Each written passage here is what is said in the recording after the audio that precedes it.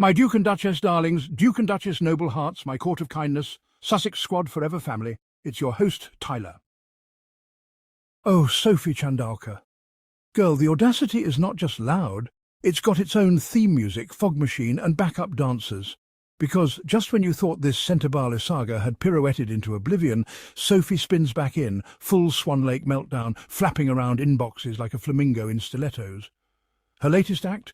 Emailing former donors, trying to revive her charity with the same energy as someone sending a you up. Text to an ex who blocked them 3 fundraisers ago.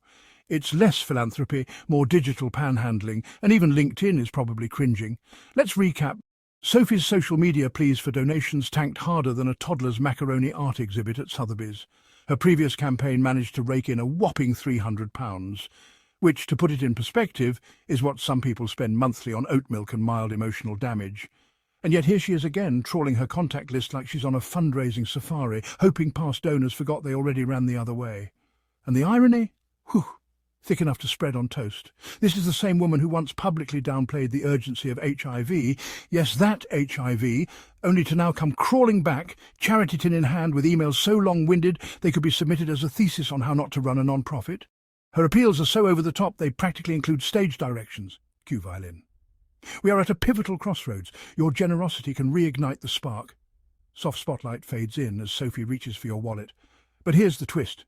Donors aren't biting, not even nibbling. They're done. Over it. Tapping the unsubscribe button with the force of 1,000 ghosted text messages.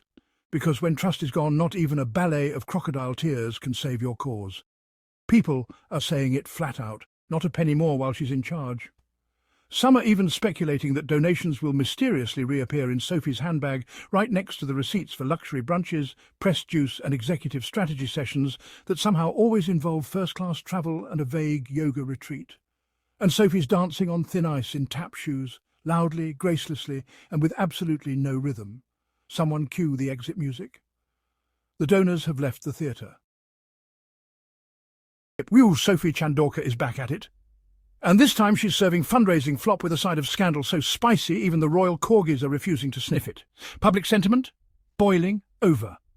The vibe around Sophie's leadership at Centabale has shifted from mild concern to DEFCON 1, with donors throwing around words like disgusting, infuriating and sickening like it's a royal roast. And she's the main course. The accusations? Oh, just your everyday cocktail of financial mismanagement, potential fraud and alleged embezzlement. You know, the usual charity CEO bingo card you never want to fill. Donors are now treating Sophie like expired milk in the back of the royal fridge. Sour, suspicious, and absolutely not going anywhere near their money. And instead of stepping back or issuing a soul-searching apology, Sophie's decided it's time to hit the inboxes, yes, again, with emails so desperate you'd think she was trying to fund a West End production of Help Me, I'm Drowning in My Own PR Disaster. Let's talk about that Centabale situation, because hoo boy, if this were a performance, it would be called Swan Flop. In a stunning display of tone deafness and utter lack of self-awareness, Sophie started emailing former donors, literally begging for cash to prop up her failing side project. A project, by the way, that has scraped together a laughable £300, which in fundraising terms is like passing around a hat and only collecting pocket lint and one expired Boots coupon. Meanwhile, respected royal patrons like Prince Harry and Prince Ciso are out here operating with grace, class and the quiet dignity of men who know how to attract support without writing emotionally manipulative essays disguised as donation requests. Not once have they resorted to the hi there. Remember me? Please fund my personal ballet fantasy. School of fundraising. But Sophie, she's gone full Shakespearean tragedy. Her emails are long, dramatic and soaked in more emotional blackmail than a soap opera villain with a trust fund problem. You can almost hear the violins playing as she types, "We are at a crossroads. Your generosity can resurrect this vital work." Girl, you couldn't raise a tent, let alone a charity. And donors, they're not falling for it. The collective response has been a very loud, very clear, not a single cent. People are blocking her emails faster than spam from a fake Nigerian prince, who ironically might have a better fundraising strategy. Let's be honest, this isn't leadership. This is a slow-motion PR car crash, and Sophie's behind the wheel, blindfolded, trying to drive with LinkedIn buzzwords and vibes. Instead of rebuilding trust, she's sending the charity equivalent of late-night drunk texts to her ex-donors. Hey ye, remember the good times? Want to fund my ballet? Spoiler alert, they do not. So here lies the legacy of Sophie Chandauka, once a corporate powerhouse, now reduced to keyboard crusader in a flailing attempt to squeeze sympathy from stone-cold donors. It's not just a fall from grace, it's a full-scale tap-dancing descent into fundraising purgatory. And unless she moonwalks out of leadership with the speed and humility of a royal in retreat, we're not looking at a comeback. Whew, honey! At this point, the UK Charity Commission's investigation into Canterbury is moving slower than a Buckingham Palace guard on decaf. What was supposed to be a tidy inquiry into alleged misconduct has now become the charity scandal that refuses to end, like a Netflix miniseries that just won't drop the finale. We're months in, still no answers, just dramatic pauses, awkward press statements, and the collective sighs of stakeholders who've aged a decade waiting for some kind of resolution. At this rate, the investigation might wrap up just in time for Prince George's retirement party. And the irony? The longer the Charity Commission takes, the worse the fallout. What started as an attempt to protect Centre Ballet is now slowly crushing it under the weight of bureaucratic suspense. Donors are ghosting, supporters are side-eyeing, and everyone's wondering the same thing. Is this still about justice, or are we just watching a very expensive game of email tag? Meanwhile, at the centre of this operatic mess stands Sophie Chandauka, serving full corporate Game of Thrones energy with the emotional warmth of a tax audit. Her approach to the scandal? Not reflection, not humility, but a relentless PR offensive. Equal parts help me help you, and don't worry, I'm still in charge. Sis is over here rearranging trustees like she's redecorating a burning house. While the investigation drags on, Sophie is playing organisational Tetris, firing off donation emails, hosting photo ops and auditioning new board members like she's casting for Real Housewives of Charity Governance.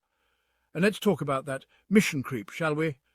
Centre Ballet was founded to support orphans and people living with HIV/AIDS, vulnerable communities that deserve compassion, stability and competent stewardship. Instead, under Sophie's reign, the charity has been transformed into a self-preservation project, where the goal appears less about healing and more about hoarding influence. Her leadership has all the marks of a corporate power grab disguised as passion for philanthropy. You'd think she was protecting ancient royal scrolls instead of actual human lives. Instead of addressing the crisis at hand, she's out here behaving like a villain from a prestige HBO drama. Sure, we're under investigation, but have you seen my updated LinkedIn title? And let's not forget the emails. Sweet mother of inbox fatigue, her donor outreach strategy now resembles that of a startup founder mid-nervous breakdown. The messaging is part guilt trip, part ego trip, and 100% off-brand.